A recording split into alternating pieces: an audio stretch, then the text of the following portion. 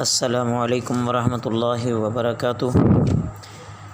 بسم اللہ الرحمن الرحیم۔ عزیز طلبہ، بہشتی زیور میں ہم باب نمبر 14 پڑھ رہے تھے۔ زکوٰۃ کے مسائل چل رہے ہیں، توجہ کیجیے۔ مسئلہ نمبر 14 سے آج کا ہمارا سبق شروع ہو رہا ہے۔ مسئلہ نمبر 14 یہ ہے کہ گھر میں جو سامان ہوتا ہے، جیسے کوئی دیگچی ہوتی ہے، دیگ ہوتی ہے، یا پتیلی وغیرہ، دیگچا، کھانے پینے کے برتن، رہنے کا مکان وغیرہ ہوتا ہے، پہننے کے کپڑے ہوتے ہیں، سچے موتیوں کا جو ہار ہوتا ہے، ان ساری چیزوں میں زکوٰۃ واجب نہیں ہوگی، چاہے جتنا بھی ہو، روزانہ استعمال ہوتا ہو یا نہ ہوتا ہو، تو اس پر زکوٰۃ نہیں ہے۔ ہاں، اگر یہ سودا گری کے اسباب ہیں تو پھر اس میں زکوٰۃ واجب ہے، یعنی تجارت کے لیے اگر ان کو رکھا ہوا ہے تو پھر اس میں زکوٰۃ واجب ہے، ورنہ اس میں زکوٰۃ واجب نہیں ہے۔ مسئلہ نمبر 15 کہ کسی کے پاس 5-10 گھر ہیں، وہ کرائے پر دیے ہوئے ہیں، تو ان مکانوں پر بھی زکوٰۃ واجب نہیں، چاہے وہ جتنی قیمت کے بھی ہوں۔ ایسے ہی اگر کسی نے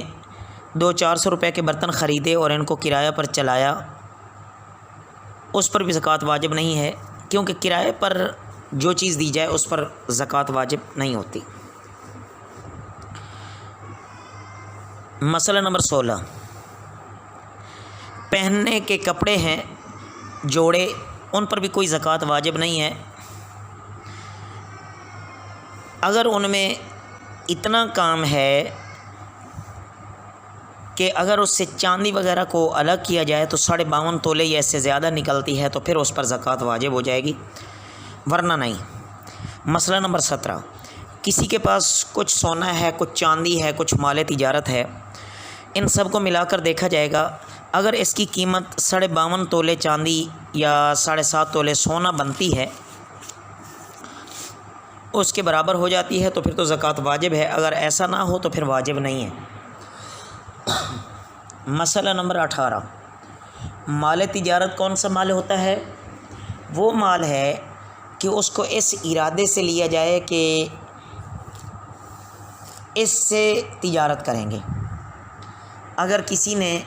اپنے گھر کے خرچے کے لیے یا شادی وغیرہ کے لیے چاول لیے اور ارادہ کیا کہ اس کو بیچیں گے،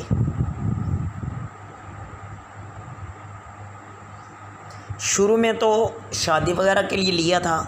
لیکن بعد میں ارادہ کر لیا کہ اس کو بیچتے ہیں، تو اس پر زکوٰۃ واجب نہیں ہے۔ مسئلہ نمبر 19 ایک ایسا آدمی ہے کہ اس پر دوسرے کا قرض ہے، تو اس قرض پر بھی زکوٰۃ واجب ہے، لیکن قرض کی 3 قسمیں ہوتی ہیں۔ پہلی قسم تو یہ کہ نقدی روپیہ ہوتا ہے یا سونا چاندی ہوتا ہے، کسی کو قرض دے دیا، یا مال تجارت ہے، اس کو بیچا، اس کی قیمت ابھی باقی ہے، 1 سال کے بعد یا 2-3 سال کے بعد وہ وصول ہوا، اگر اتنی مقدار ہے کہ اس پر زکوٰۃ واجب ہوتی ہے تو سارے سالوں کی زکوٰۃ دینا واجب ہے۔ اگر اکٹھے نہ ملے تو جب اس میں سے 11 تولے چاندی کی قیمت وصول ہو تب اتنے کی زکوٰۃ ادا کرنا واجب ہے، اور اگر 11 تولے چاندی کی قیمت بھی متفرق ہو کر ملے، جدا جدا ہو کر ملے، تو جب یہ مقدار پوری ہو جائے اتنی مقدار کی زکوٰۃ ادا کرنی چاہیے اور ادا کرتے رہیں۔ جب دیویں تو سارے سالوں کی زکوٰۃ دینی پڑے گی، اور اگر قرضہ ہو اس سے کم تو زکوٰۃ واجب نہ ہوگی۔ البتہ اگر اس کے پاس کچھ اور مال بھی ہو تو دونوں کو ملا کر مقدار پوری کر لی جائے گی اور پھر زکوٰۃ ادا ہوگی۔ مسئلہ نمبر 20 اگر نقدی نہیں دیا مال، نہ ہی مال تجارت بیچا، بلکہ کوئی اور چیز بیچی تھی جو مال تجارت نہیں تھا، جیسے پہننے کے کپڑے بیچے یا گھر وغیرہ کا سامان یا اسی طرح اب اس کی قیمت باقی ہے، جتنی قیمت باقی ہے اس میں زکوٰۃ واجب ہوتی ہے، تو پھر تو کئی سالوں کے بعد جو وصول ہو تو سارے سالوں کی زکوٰۃ دینا واجب ہے۔ اور اگر ایک دفعہ نہیں ملے بلکہ تھوڑے تھوڑے کر کے ملے ہیں، تو جب تک اتنی رقم نہ مل جائے کہ وہ 52.5 تولے ہو جائے، 52.5 تولے چاندی کی قیمت تک پہنچ جائے، تو اس وقت تک زکوٰۃ واجب نہیں ہے۔